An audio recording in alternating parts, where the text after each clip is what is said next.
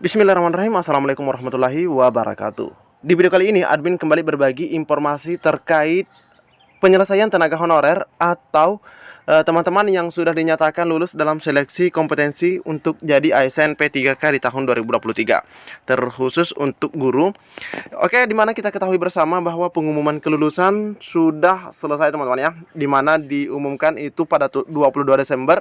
Meskipun masih ada beberapa instansi yang belum mengumumkan ya, termasuk DKI Jakarta dan beberapa daerah lainnya katanya yang belum mengumumkan. Nah, teman-teman ya, terkait pengumuman beberapa hari yang lalu ternyata menuai permasalahan teman-teman ya. Ada polemik yang luar biasa di sana, di mana teman-teman kita khususnya di salah satu daerah merasa ada kecurangan, sehingga pemerintah setempat pun dalam hal ini DPR mengeluarkan rekomendasi agar hasil SKTT-nya itu, jadi hasil SKTT itu dibatalkan teman-teman ya. Nah, yang dihitung itu adalah nilai murni daripada CAT-nya saja. Nah, ini teman-teman ya.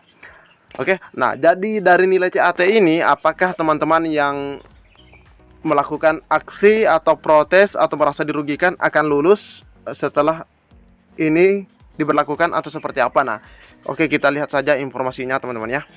Oke, jika ada suara-suara berisik, abaikan saja.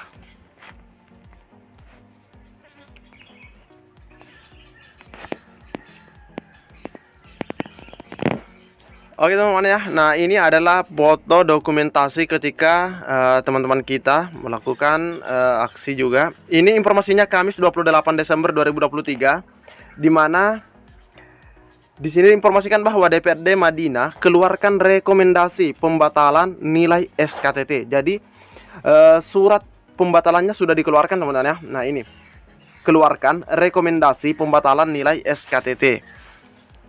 Rapat dengar pendapat atau RDP terkait Kisru P3K atau pegawai pemerintah dengan perjanjian kerja yang berlangsung alot sejak pukul 11.00 waktu Indonesia Barat sampai pukul 16.40 sampai jam 4 sore lewat teman-teman ya, berujung dengan keluarnya rekomendasi DPRD Madinah kepada pemerintah setempat untuk membatalkan penambahan nilai melalui SKTT atau biasa kita sebut dengan seleksi kompetensi teknis tambahan. Jadi ada rekomendasi untuk membatalkan penambahan nilai dari SKTT-nya. Rekomendasi tersebut dibacakan Ketua DPRD Madinah, yaitu Erwin Effendi Lubis, di hadapan ratusan peserta di depan kantor sekretariat DPRD Madinah, Kompleks Perkantoran Fayalotin, Desa Parbangunan, Panyabungan, Madinah, Sumatera Utara pada hari Kamis kemarin teman-teman ya, 28 Desember. Oke, lebih lanjut, rekomendasi tersebut ditandatangani 10 anggota DPRD Madinah, yakni Haji Erwin Effendi Lubis, Erwin Effendi Nasution, Nisat Sidik Nasution, Sobir Lubis, Hajah Leili Artati, Hajah Hamdani, dan seterusnya teman-teman ya.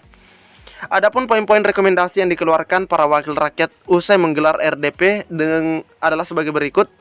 Yang pertama adalah meminta Bupati Madinah, yaitu Japar Zuhairi, untuk membatalkan SKTT dan mengembalikan nilai CAT dan mengevaluasi hasil seleksi P3K tahun 2023 dengan catatan apabila ada yang terbukti malah administrasi agar didiskualifikasi. Nah, ini teman-teman ya. Ini jadi teman-teman yang ada di Madinah yang memang teman-teman ya, yang memang ada semacam manipulasi data. Nah, hati-hati karena di sini ada permintaan apabila ada yang terbukti malah administrasi agar didiskualifikasi. Dan memang seharusnya seperti itu teman-teman ya. Poin berikutnya, meminta Bupati mencopot Kepala Badan Kepegawaian dan Pengembangan Sumber Daya Manusia atau BKPSDM Abdul Hamid Nasution dan Kepala Dinas Pendidikan untuk dicopot dari jabatannya paling lama 7 hari sejak rekomendasi dikeluarkan. Jadi ini ada pencopotan.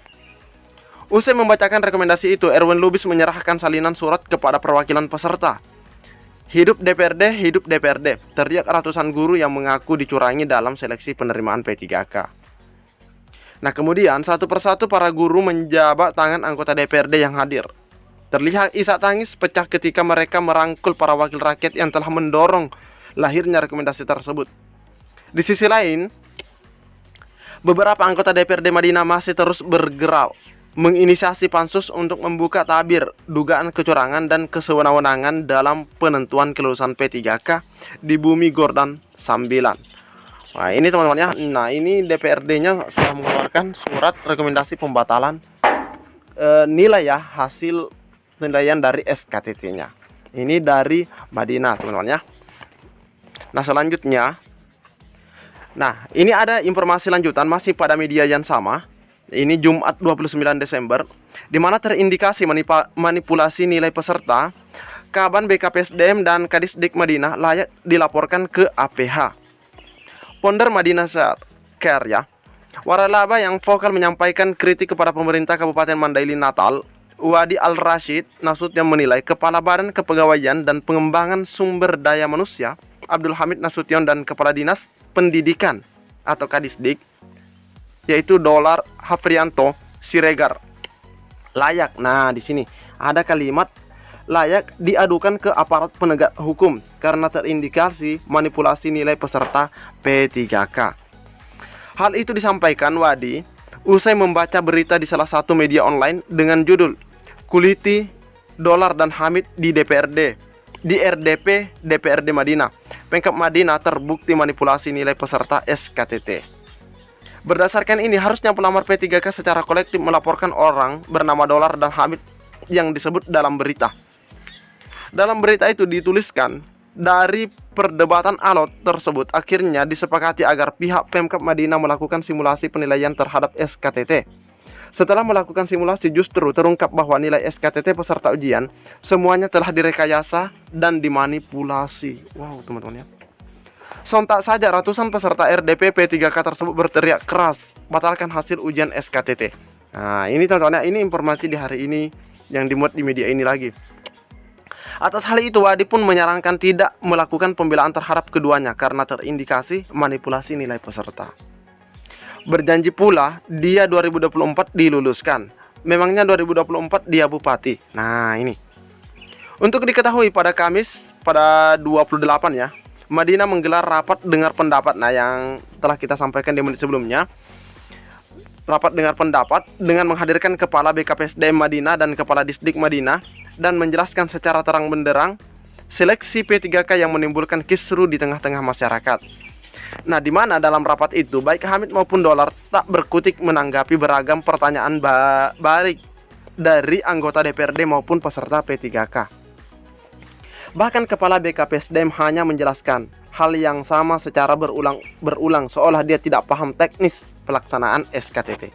Nah ini payah teman-teman ya, kalau tidak paham tentang teknis dalam seleksi SKTT-nya. Saya tidak tahu pembobotan nilai itu dari Panselnas. Kami hanya memberikan nilai 1-9 kepada peserta.